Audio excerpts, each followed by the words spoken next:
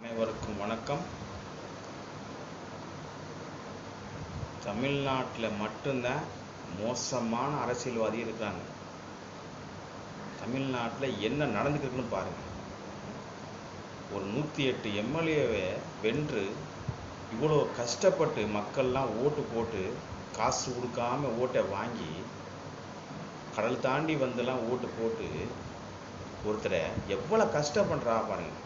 இந்த 2 கட்சிகளும் சேர்ந்து தமிழ்நாட்டை ஆண்டு ஆண்டு ஆண்டு ஆண்டு நம்மளை பட்டு மோச நிலை தள்ளி நம்மளை வெறுத்து இன்னைக்கு புதுசாக ஒருத்தர் அரசியலில் வர்றாரு. அவரை அரசியலில் வந்து மக்கள் மனசில் இறங்கி மக்கள் நம்பிக்கை வச்சு ஓட்டை போட்டு அந்த ஓட்டை போட்டு ஜெயிக்க வச்சோம்னா தொங்கு சட்டம் விழுந்துருச்சு தமிழ்நாட்டில். என்ன பண்ணுறது? ஒன்றும் பண்ண முடியல. பாவம், அந்த மனுஷன் எவ்வளோ கஷ்டப்படுறான்னு பாருங்க. கடைக்கோடி தொண்டன் வரைக்கும் கண் கலங்கி நிற்கிறாங்க. ஏன் தெரியுமா? ஒரு மனிதனுக்கு எவ்வளோ துயரத்தை கொடுக்க முடியுமோ அவ்வளோ கொடுக்குறாங்க 2 அரசியல்வாதிகளும். சரி, இத்தனை ஆண்டு ஆண்டாம், 75 ஆண்டுகள் ஆண்டு அரசியல் இருக்குது, 50 ஆண்டு அரசியல் இருக்குது. அன்னைக்கு காமராஜரோட இப்போ இந்த மாதிரி தான் பண்ணாங்க. சரி, ஓகே, 5 வருஷம் ஆட்சி ஆளட்டும் அப்படின்ட்டு உங்கள் முதலமைச்சரை யாரை 10 பேர் அமுச்சு விடுங்க, இல்லை அந்த கட்சியில் ஒரு 10 பேர் அமுச்சு விடுங்க. அதை விட்டுவிட்டு அவர் எடப்பாடியார் என்ன பண்ணுறாருன்னா பாண்டிச்சேரியில் கூட்டு மொத்த எம்எல்ஏவும் லாக் பண்ணிட்டாரு. இவர் வெளில மட்டும் தான் சொல்கிறாரு, நாங்கள் முள் ஆதரவு கொடுக்குறோம், எங்களால் எந்த பாதிப்பும் வராது தாவேகா கட்சிக்கு அப்படின்னு சொல்கிறாரு. ஒழிஞ்சு காங்கிரஸ் வெளியே வந்தவனையே என்ன சொல்கிறாரு தெரியுமா? பச்சை துரோகம் திமுகவுக்கு பண்ணிவிட்டது. இது என்ன கதை? அங்கிட்டு ஒன்று சொல்கிறது, இங்கிட்டு ஒன்று சொல்கிறது. இந்த மாதிரி நடந்தால் தமிழ்நாட்டு மக்களுக்கு எப்படி இந்த 2 கட்சி மேலே நம்பிக்கை வரும்? ஏதோ நீங்கள் கொடுத்த காசுக்காக பாவத்துக்கு இறக்கப்பட்டு அப்போலேருந்து ஓட்டு போட்ட மக்கள் தான் நீங்கள் இன்னைக்கு அந்த அத்தனை தொகுதி வந்திருக்கிறீங்க. ஒரு 10 தொகுதி 10 சீட் 10 எம்எல்ஏ கொடுங்களே. எதுக்கு போல ககண்டாவாதம்? இதை தாண்டி ஆளுநர் என்ன பண்ணுறாருன்னா, சட்டத்தில் இடம் இருக்குது, ஆட்சி அமைக்கிறது சட்டத்தில் இடம் இருக்குது, ஆட்சி அமைச்சதுக்கு அப்புறம் பெரும்பான்மை காமிக்கலாம்னு சொல்கிறாங்க. அதை அவரும் ஒத்துக்க மாட்டேங்கிறாரு.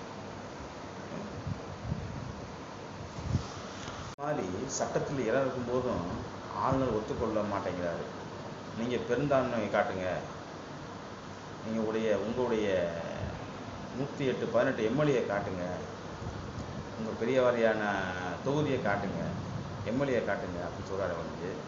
ஓகே அப்படின்னு. ஆனால் அவருக்கு சட்ட ரீதியாக சொல்ல போனால் அவருக்கு இது சொல்ல வேண்டிய அவசியமே இல்லைங்கிறாங்க. பகைப்புறம் பண்ணி வச்சுட்டு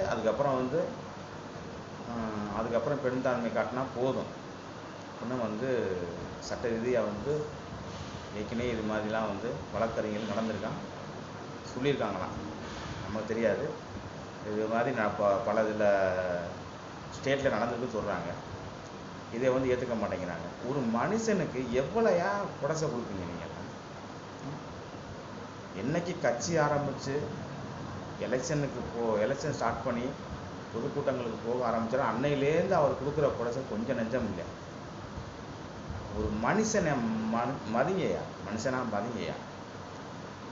நீங்கள் இப்படி வெறுக்க மக்களுக்கு உங்கள் மேலே வெறுப்பு அதிகமாயிரும், அவர் மேலே பாசம்னா அதிகமாயிரும். இப்படியே ஒன்றுமே இல்லை, எதுவுமே வேண்டாம்.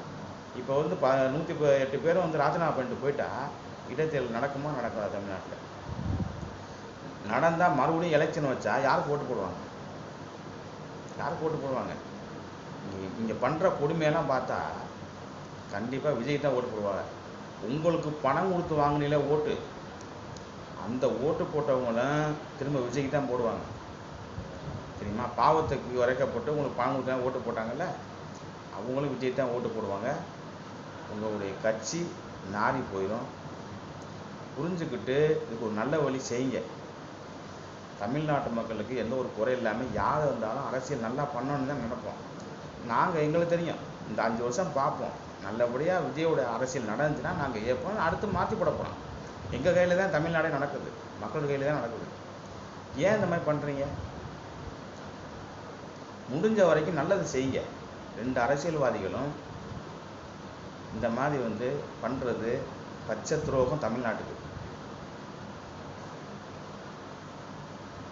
ஓகே, நன்றி, வணக்கம்.